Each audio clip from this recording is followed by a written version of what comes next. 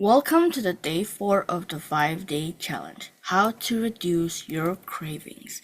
We're going to talk about what are cravings, why do you have them, are you actually hungry, and how to reduce them with action steps. So, did you know that cravings and hunger tend to go alongside the day-to-day habits, and it's really important to understand the difference between the two because there is a difference between cravings versus being hungry all the time.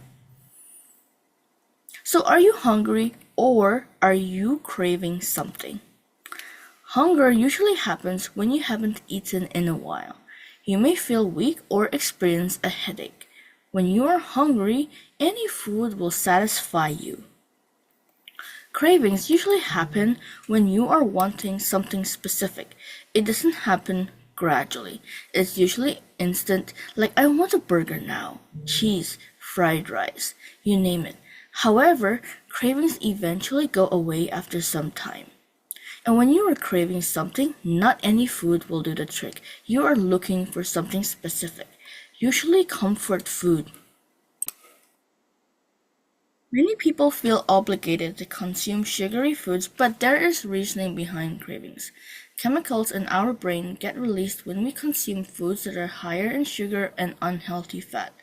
And the explanation as to why cravings occur, why we experience withdrawal symptoms, and why some people binge to the point where they feel so sick is due to specific changes that have been made in our brain. Sugar is addicting and triggers the same chemicals when certain drugs are being used. And many people turn to food or drugs as a way of coping with pain or other issues that are occurring in their life. They turn to food to get that feel-good feeling. So reducing your cravings is important because when we have cravings, it is essentially a sign that something is off in our bodies. We're lacking something, whether it is emotionally or certain nutrients. Of course, there is nothing wrong with giving in to your cravings from time to time, but it's important to listen to your body and ask yourself if you are being mindful or mindless, right? And you can naturally reduce your cravings through a few simple steps. Number one is to eat more whole foods and eliminate processed foods. When we eat more wholesome foods, our taste buds begin to alter and our cravings for sugar processed food items actually begins to lessen. Number two, eat more healthy fats. Fats are very satisfying and keep us feeling full. Example of healthy fats are extra virgin olive oil, ghee, in moderation, grass-fed butter, avocado oil, MCT oil, eggs, avocado, nuts, and seeds. Number three, get rid of any artificial sweeteners. So although artificial sweeteners have little to no calories, those who consume artificial sweeteners have almost a 50% chance of becoming obese or simply overweight, right? Since you are not providing your body with any vitamins and minerals, our bodies don't think it has been fed enough. It thinks it's essentially starving, so you eat more food, right? And artificial sweeteners are also a lot sweeter, so you end up craving more sweets. So depriving your body of key nutrients brings on the cravings. So if you were to consume an artificial sweetener, stevia and honey would be your best bet. Number four, stay hydrated. Many people mistake hunger and or cravings with thirst. It's a good idea to drink some tea or plain water to see if you are really hungry and experiencing a craving or if you are just thirsty, like I mentioned on day 1 of the challenge. And lastly, another method on how you can reduce your cravings is by not confusing your brain with just this habit called disordered eating. So what I mean by that is eating in one designated place instead of like the bedroom where you should be sleeping or whatever you do there, right? Maybe studying if you don't fall asleep on your bed, if you don't have a table. Unless you really don't have a designated place to eat in your place, then it's fine to eat in your room, but have a specific time for that, right? Like let's say between 1:30 to 2 p.m. is when you eat your lunch, right? Because your brain and body will be confused with mixed signals. For example, you have a designated spot in your place to eat, but if you eat where you, let's say, sleep, then you'll always want to eat anywhere and anytime in your room, and you'll always feel hungry because you made a place where you eat as well instead of having a designated time and spot to eat, right? Like you always feel hungry and you always want to munch something when you're sitting in your sofa in the living room watching TV, right? Unless you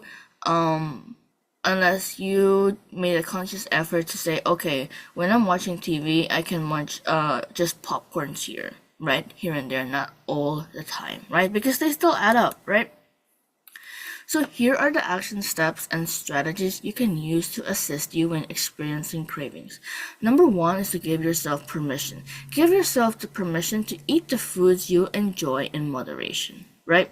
Because the more you restrict things, the more you will rebel against them, right? Like when you were a teenager, your parents said, oh, you cannot do this, you cannot do that, and you know how you're not allowed to drink until after a certain age, but you still rebel against it. You will go behind the law, you will go behind your parents' back, right?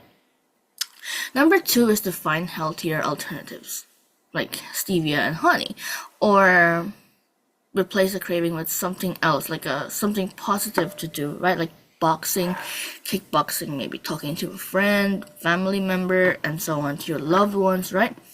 Number 3 is to get enough sleep. So for us adults, it's better for us to sleep 7 to 8 hours. The less sleep you have, the hungrier you get, right? Number 4 is to distract yourself. You can call a friend, go for a walk, listen to your favorite song, run errands, or do something that will make you happy. Most often, cravings come when we are stressed or are having negative thoughts. Number 5, just wait it out. Wait a few minutes after you experience a craving. Set a timer on your phone for 2 minutes, 5 minutes, or even up to 1 hour and go do something else. When we wait after experiencing a craving, the craving usually dissipates and goes away. Meditation, which is distracting yourself and just waiting it out, also works. Number 6, have a designated spot and or time in your place to eat instead of random times. And let's say you don't do room rent, eat in the dining room so your brain and body are not confused, right? And number 7, just have the craving, right? Like I said in number 1, basically give yourself permission. Just have the craving, right? Just honor your cravings, right? Number 1 is basically honoring your cravings. Because if you don't honor them, the more you will overeat or binge on them later, right? So after you have used these strategies or action steps, write down when and how will you use this strategy. And once you have used this strategy or action step, take notes. How did it go? And how did it feel? Once you've completed that, make a new post in my Facebook group saying how you reduce your cravings with the hashtag #reducemycravings, and make sure to tag me so that, okay, I'm gonna repeat it.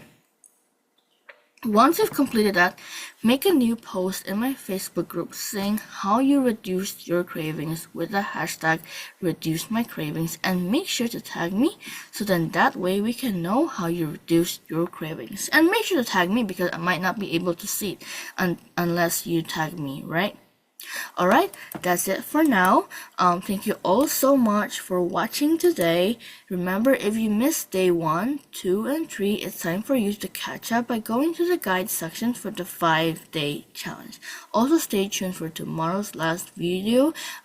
Also stay tuned for tomorrow's last video of the 5-day challenge, which is about warm-ups and cool downs. Bye for now.